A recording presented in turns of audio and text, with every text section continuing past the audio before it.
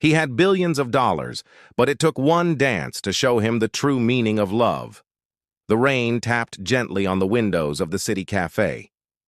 Its golden light spilled warmth onto the quiet street outside. Inside the room was alive with chatter. The soft notes of a jazz trio drifted from the corner stage.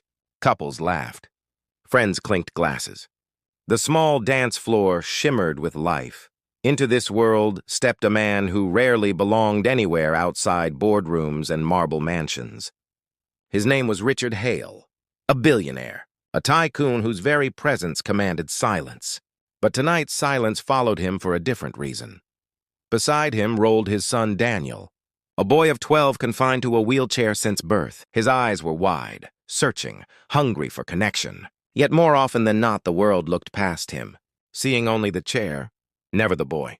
Richard ordered their meal with the same tone he used to close million-dollar deals. Cold, efficient. But before he could even fold the menu shut, a voice interrupted his rehearsed routine. "Hey there, young man," said a waitress, kneeling until she was level with Daniel's eyes. She was young with kind eyes and a smile that softened even the hardest day. Her name tag read Maya. No one ever knelt. No one ever spoke to Daniel first. The boy blinked in surprise. "Hi," he whispered, his voice fragile. Maya grinned. "You've got the best seat in the house. What's your name, Daniel?" He said, a shy smile creeping onto his face. Richard, sitting stiffly, was caught off guard. He was used to the world orbiting him, never his son. For a moment, he just watched, unsure how to feel. As their food arrived, the band struck up a brighter tune. The rhythm bounced through the cafe. Couples rose to dance, their shoes tapping in perfect time. Daniel's gaze followed them. Wistful, longing, Maya noticed. She leaned down again and whispered, "Want to dance?" Daniel's eyes widened. "But I can't." "Who says?" she teased gently. "Dancing isn't about legs.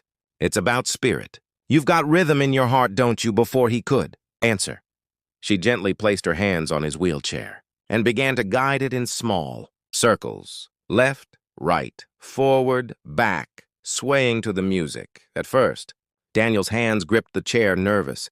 Then slowly he raised his arms, laughing as the chair twirled. The cafe's chatter quieted. All eyes turned, not out of pity, but wonder. A boy who the world overlooked was suddenly the star of the room, and Richard froze. He had not heard that laugh in years, not that pure, unrestrained sound of joy. His throat tightened. His chest ached. For decades, he had buried himself in work, in wealth, convincing himself that money could protect Daniel from pain. But money had also stolen his chance to truly see him. A tear slid down Richard's cheek. He whispered, "That's my son." The music swelled. Maya leaned close to Daniel and said, "You're leading this dance. Want to show your dad how it's done?" The boy turned toward Richard, his eyes shining. "Dad, dance with me." The cafe hushed. Richard stood slowly, his expensive suit suddenly feeling heavy. He walked toward his son, knelt, and awkwardly, clumsily took his boy's hands. Together they moved. The wheelchair swayed. Richard stumbled to keep the rhythm. Daniel guided him with laughter and light. The crowd erupted in applause. But Richard heard nothing. Only his son's joy ringing louder than any fortune he had ever earned. When the song ended, Richard turned to Maya, his voice trembling. "Thank you. How can I repay you?" Maya shook her head. "I don't need your money. Just promise me you'll keep dancing with him." For the first time in years, Richard smiled. A real smile. He squeezed his son's hands and said softly, "I promise."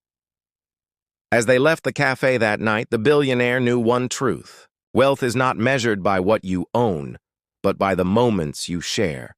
And in that small cafe, thanks to a waitress who saw with her heart, a father finally discovered the treasure he had been blind to all along.